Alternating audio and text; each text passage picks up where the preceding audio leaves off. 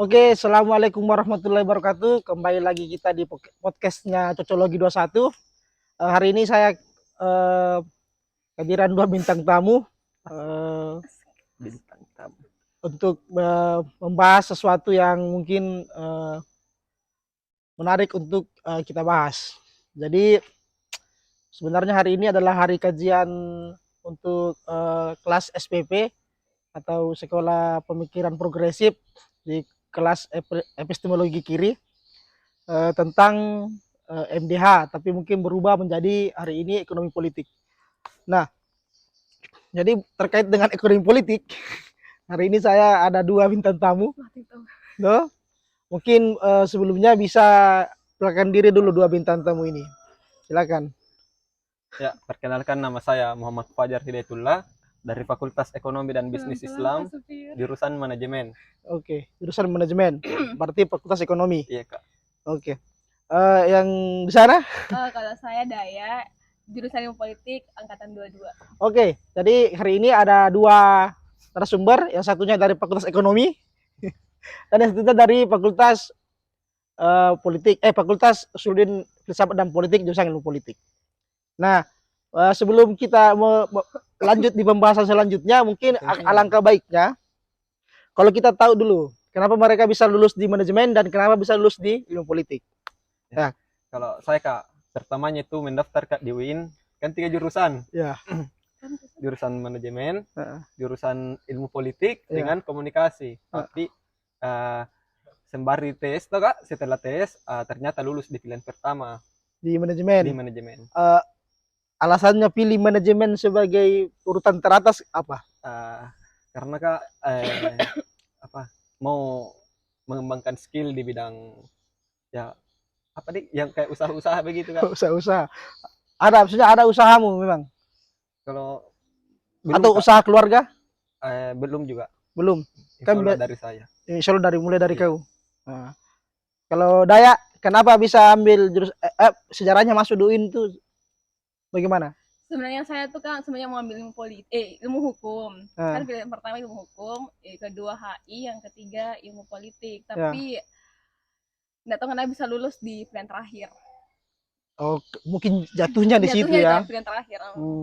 Nah, kan dari 3 jurusan ini yang kalian pilih semuanya tuh, iya, Kak, itu kan semuanya sosial. Pertanyaanku pas SMA memang jurusannya sosial atau bagaimana? Kalau saya, Kak, dari SMK. Dari SMK? Iya, jurusan teknik mesin. Oh, dari SMK-mu ini teknik mesin? Iya, Kak. Terus kau ambil pilihanmu semua adalah jurusan sosial? Iya, Kak. Berarti sudah ada dasar hitung-hitungan? Ya, kalau di otomotif itu, Kak, dia lebih sering tentang hitung-hitungan. Dari lebih sering, tapi di hitungan-hitungan mili dia, Kak, kalau mesin. Bagaimana tuh hitungan mili? Yang kan kalau mesin, Kak, hitungannya dia senti dengan mili. Oh, yang milimeter. Iya. Oh, kira ada rumus itu namanya. Ada rumusnya juga, Kak. Kalau Hidayah? Kenapa, Kak? Kalau maksudnya SMA-mu memang IPS? Mbak, IPS memang. Oh, memang IPS. Pilihannya memang kan di situ kan ada pilihan MIPA sama IPS. Cuman memang mau di IPS karena mau ambil ilmu hukum toh. Oh. Alasan utamamu mau ambil hukum sebenarnya apa? Tidak, cuma tertarik sama ilmu hukum. Bukan karena film Korea? Salah satunya itu, Kak. Karena ada film Korea yang inspirasiku itu adalah Law School. Itu memang terkait tentang hukum? Hukum banget. Bagaimana pemecahan dan hukum. Oh, bukan, keren. Sumpah. Bisa nonton Law School nanti bareng-bareng. Sama aja? Kita, Kak. Kira juga aja mau nonton bisa. Oh, rekomendasi film. Law School itu bagus kalau orang yang mau belajar ilmu hukum, keren itu. Tapi maksudnya kalau kau berhubungan juga, Fajar, berhubungan juga antara sekolahmu di SMK itu dengan jurusanmu manajemen, maksudnya ada hubungannya, Kak? Jauh, Kak. Jauh? Iya. Berarti sama bilang kembali lagi belajar ke nol? Iya, Kak. Masuk jauh giling-giling. Jadi kan harus adaptif tuh, Kak. Iya. Bersama masih dulu adaptif dengan jurusan yang sekarang. Kalau maksudku kau tidak menyesal jika kau ambil politik. Enggak, Jim. Karena memang sebenarnya sih cita-cita aku memang menjadi Menteri Polhukam. Jadi kayaknya harus dulu belajar politik baru nanti ambil S2 insya Allah panjang umur ambil ilmu hukum. Oh, jadi rencanamu nanti kalau ada rezekimu mau ambil S2 ilmu hukum. Iya. Nah, jadi itu tadi sedikit perkenalan kita sama mereka berdua. Sebenarnya hari ini diawali ada kajian ekonomi politik, tapi kan ada nanti pematerinya. Toh, jadi kita akan bergeser ke pembahasan lain yang pertanyaannya itu umum yang bisa neken aku 2 orang. Iya kak. Toh, supaya kenapa kau Tidak, Kak. Mulai curiga. tidak Ji, saya tidak akan alihkan ke cinta. Atau tidak Ji. Woi, misalnya itu. Jadi begini sebenarnya. Ada tentang semangat belajar. Toh? Semangat belajar. Iya, Kak. Nah, sebelum kalian kan ini biasalah hadir dalam kajian-kajian. Iya. Berarti kalian ada senang ikut kajian. Ya. Oke. Alhamdulillah. Toh? Iya. Nah, ini dihubungkan dengan alasanmu ikut kajian. Alasan Iya. kalian berdua ikut kajian. Kajian apa dulu nih, Kak? Kan banyak kajian. Ya, maksudnya kajian yang kau ikuti itu ada tidak alasanmu kenapa kalian ikut dalam sebuah kajian? Oh. Silakan, berganti. Siapa mau jawab? Oh, saya mau dulu. Eh. Mungkin saya pertamanya itu jangan Fajar dulu. Mungkin Fajar lebih bagus. Sama Jina. Kalau saya kak, kenapa sering kak ikut kajian? Iya. Karena begini kak awalnya, kan berhubungan dengan wanita kak. Oke. Iya, lanjut. Oke. Ini ada hubungannya dengan wanita. Sehingga kau ikut kajian. Saya juga ada hubungannya dengan pria. Iya kak. Saya juga ada hubungannya dengan Kau juga ikut kajian karena ada hubungannya dengan pria. Tidak seperti itu juga. Maksud- Beda. Ya, oke. Kau dulu kenapa? Maksudnya apa hubungannya kajianmu ini kau ikut kajian dengan seorang wanita, seorang perempuan? Spill dong. Begini kak, saya selalu kak gagal soal percintaan. Bu. Selalu gagal Ya, itu terus nih kak, mending kupikir mending lebih fokus kak belajar dulu daripada begitu nggak ada maslahatnya bagi saya. Oh, oke. Tapi gagal kok sering memang maksudnya akhirnya itu membuat kau termotivasi belajar karena menurutmu kau gagal dalam percintaan sehingga menumbuhkan kau semangat belajar. Iya kak. Hah? Iya seperti itu. Berarti memang ada yang mau kau buktikan sama seorang perempuan. Butuh pengakuan. Tidak kak, justru dari aku persiapkan saya kak bagaimana saya 10 tahun ke depan. Oh, tahuan. Oh gitu. Iya. Kalau kau? Kalau saya sih kak, pertama kan saya malas kayak ikut kajian. Saya tuh paling malas kayak ikut kayak yang rame-rame kayak seperti ini. Malas kak. Tapi ada sosok seorang ini, seorang ini yang kayak, oh ternyata kak memang harus seperti ini. Kalau mau kak kalahkan dia harus seperti saya sebenarnya saya punya kak dendam sama orang.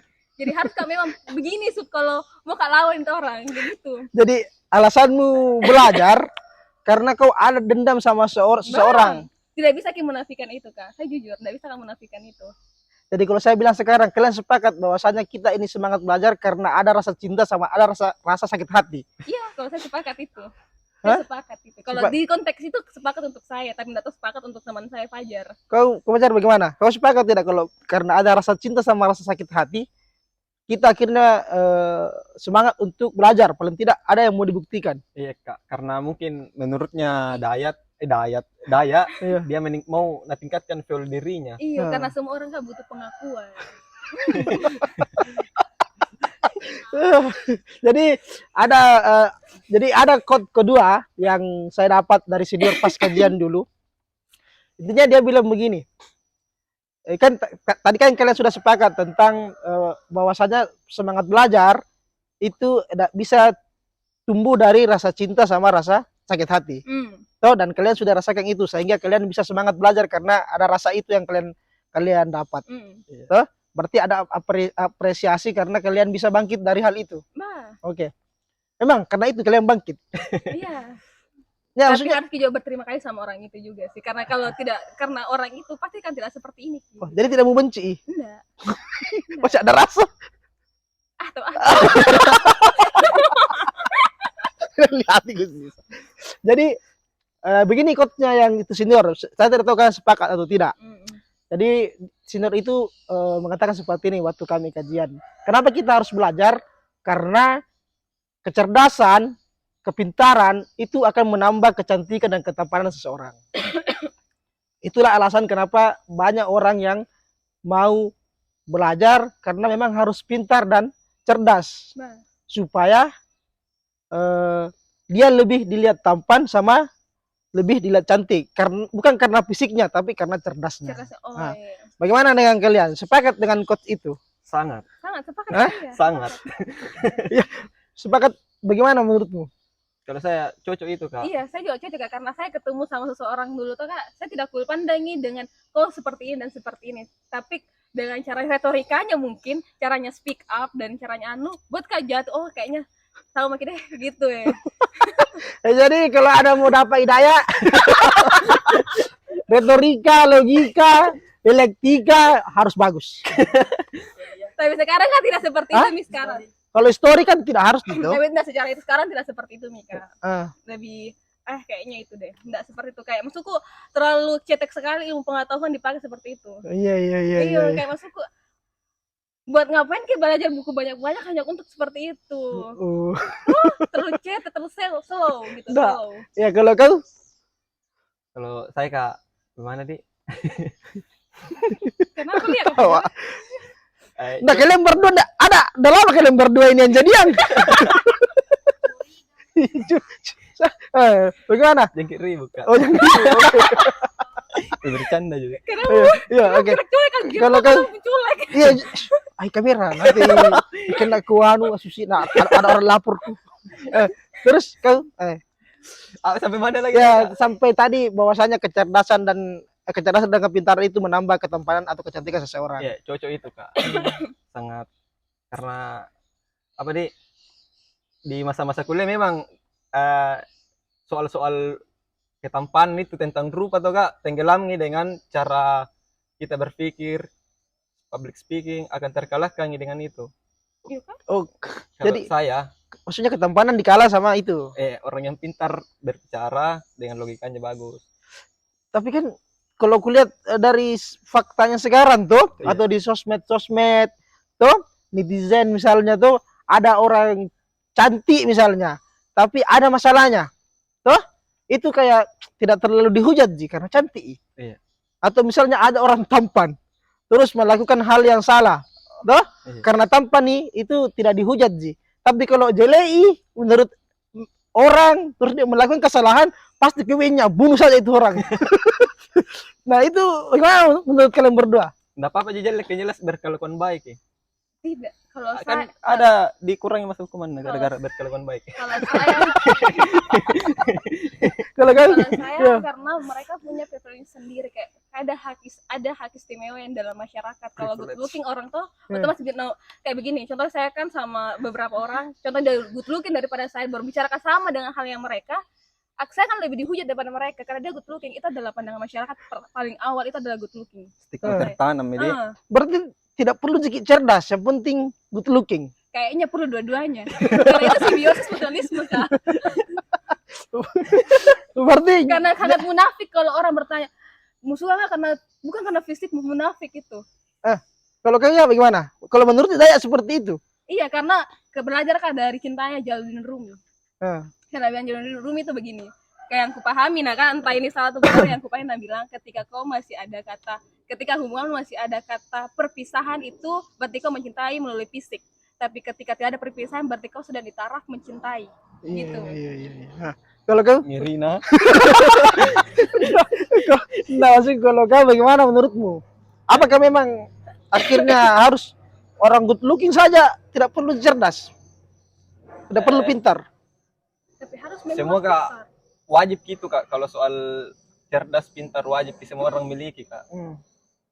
Dan kalau gantengnya Kak, bagus sekali privilege-nya. Iya sih. Begitu. Iya. Apalagi kan gen keturunan itu yang paling dominan adalah ibu. Kalau ibu pintar, otomatis anakmu akan lebih pintar juga. Oh, makanya kamu merasa pintar? Berusaha, karena saya akan menjadi ibu suatu kan depannya nanti, insya Allah. Dan kau cari perempuan yang pintar untuk anakmu juga ke depannya? Iya, begitu kau. Kalau kau. Saya kayak ditanya. Kan ini dia bilang kan geng ibu itu kalau misalnya Iya, ibunya itu kan. pintar, Secara Ku tahu kayak Rani ini. kita kemana arahnya ini? kita kasih jodoh juga berdua. Kita kasih jodoh kok ini. Tidak kan? Ya, Ini kan pandanganmu tuh. iya pastinya Kak, karena kan ibu juga apa dia guru pertama dari anaknya Kak. Ya. Iya, jadi harus kalau bisa cari yang pintar. Tapi bagaimana kalau istrimu tidak mau menikah, tidak mau punya anak, bagaimana dong? Kalau saya sepakat enggak, bagaimana termasuk sepakat juga karena Belum ada warisan. karena apa kalau saya pribadi tuh Kak, biar tidak ada anakku. Yang jelas ada istriku. Begitu saya. Saya juga begitu pemikiranku saja. Terlalu kasih judul ini jadian di podcast. Wah, di saya Pak. Tidak. Jadi intinya kan seperti itu toh. Nah, pertanyaan berikutnya untuk kalian berdua, maksudku, apakah kalian berdua akan membiarkan diri kalian yang pintar saja, tidak membiarkan orang lain pintar? Tetap Kak mengajak. Selalu mengajak Kak. Walaupun ini kayak soal kajian apa, selalu mengajak. Terserah dia mau atau tidak Kak. Yang jelas saya sudah mengajak, mau tidaknya ya urusannya. Oke. Kalau kau deh? Sama saja. Saya sepakat. Tunggu giliranmu. Nah, seperti itu toh. Iya Kak. Nah, berapa menit nih? Intinya itu. Nah, terus mungkin banyak tuh. Nah, mungkin apa yang mau saya sampaikan berikutnya adalah selama kalian belajar. Iya. Toh, ini kan sudah tadi membahas tentang apa? Cinta dan sebagainya dan apalah begitu tuh yang didapat dari pengalaman cinta kalian berdua, intinya kalian ini belajar karena sakit hati. Iya Kak. Kan ada juga temanku itu tuh, dia mau jadi seseorang karena mau nakasih lihat mantannya. Nah, begitu memang. Nah, pas dia sudah jadi salah satu pejabat publik, dia sampai bikin acara, bikin spanduk dan sebagainya, terus sampai nakasih lihat kira-kira menyesal nih kira-kira mantanku ditinggalkan Kak. Ngeri. Nah, ada seperti itu. Nah, Cara balas dendam terbaik kan seperti itu Kak. Jam-jam kita tanpa mengotori tangan yang kayak bagaimana. Sukses saja. Itu adalah bukti balas dendam terbaik. maksudku kalau berdua balas dendam itu baik kah? Balas dendam terbaik seperti itu kalau saya. Kalau saya tidak menganjurkan untuk balas dendam. Iya. Oh, mulai perpecahan. Udah kita nak satu kubu. Jadi apa mau bertanyakan kok masukku saya Pak. Kisah cintanya beda daya Kak. Enggak. Ya kan kalau kisah cintanya kan saya tidak tahu kalau kisah cintamu. Kalau Hidayah sedikit banyak saya tahu. Oh iya. Semua kata tahu tentang kisah cintaku. Ya, kalau Hidayah sedikit banyak saya tahu tentang. Jadi kalau mau kau Hidayah, bagus saja ayam deh. Banyak ayam hitam. Ayam putih juga bisa. Gampang itu kok ayam putih. Banyak yang biasa lewat. Jadi apa ini? Jadi, nah, selama kalian kajian, saya Iya, tidak tahu berapa kalian ikut kajian.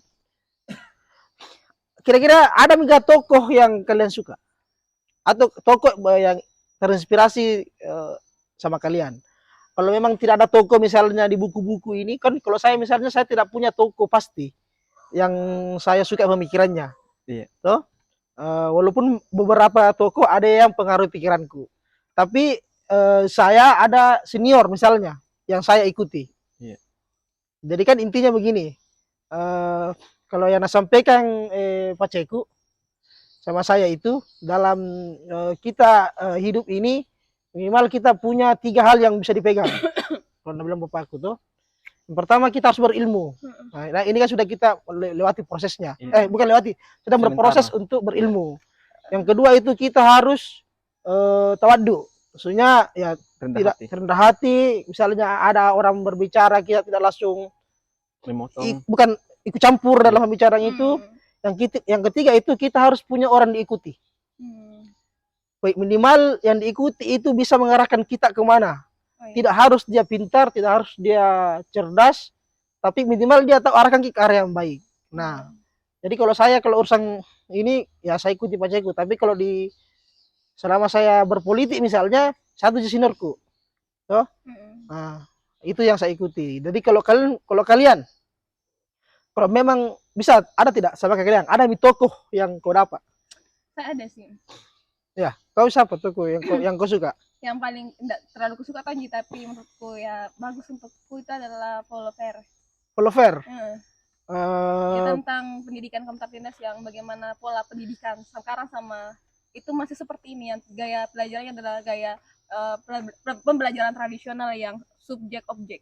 Oke. Objek. Ini yang politik pendidikan. Toh, Paulo Freire. Nah, kalau saya Kak lebih ke orang Indonesia saja, Ji. Oke, siapa? Profesor Yusril Isa Mahendra. Oh. Oke, Prof Yusril. Iya, Kak. Ketua Umum PBB. Iya. Kenapa kau suka sama Prof Yusril? Kan beliau Kak termasuk berperan penting juga untuk Indonesia tuh Kak. Oke, iya. Sebenarnya itu Kak mau Kak ikuti jejaknya, tapi kau singgah di manajemen begitu maksudmu? Iya Kak. Tapi kan masuk di ranah politik ataupun masuk di ranah hukum kan tidak harus kita dari mahasiswa politik, tidak harus gitu. Iya. Kan bahkan banyak sebenarnya lebih banyak orang masuk di dunia pemerintahan ya, bukan dunia politik itu bukan dari bukan dari sebelum politik. Karena kan ada juga ekopol toh. Ekonomi politik. Jadi bisa juga ikuti itu. Nah, kalau misalnya senior yang selama ini selama semester 3 toh? Iya Kak. Berarti 1 tahun ini paling tidak ada senior yang kalian dengar, ada senior yang bisa kau ikuti, kasih kau arahan baik selama ini. Kalau tidak mau sebut nama, paling tidak inisial. Oh, saya paling. Ya. Kita ke kandang saja.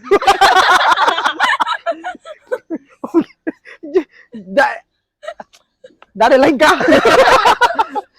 Kalau saya kata selama ini yang arahkan kata dan lain-lain segala macam kita juga. Kenapa harus couple? Yo, maksudku saya nasi lain kan?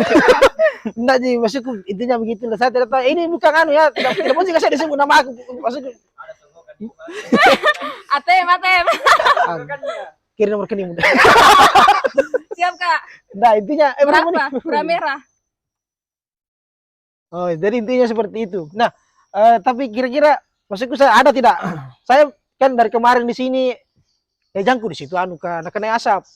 Maksudku selama ini kan beberapa konten di sini teman-teman ada Galang, Rahmat. Rahmat ya itu kan masalah lain. Nah, tapi kan maksudku saya kita mau bikin konten yang agak ringan, tetap ketawa tapi ada isinya.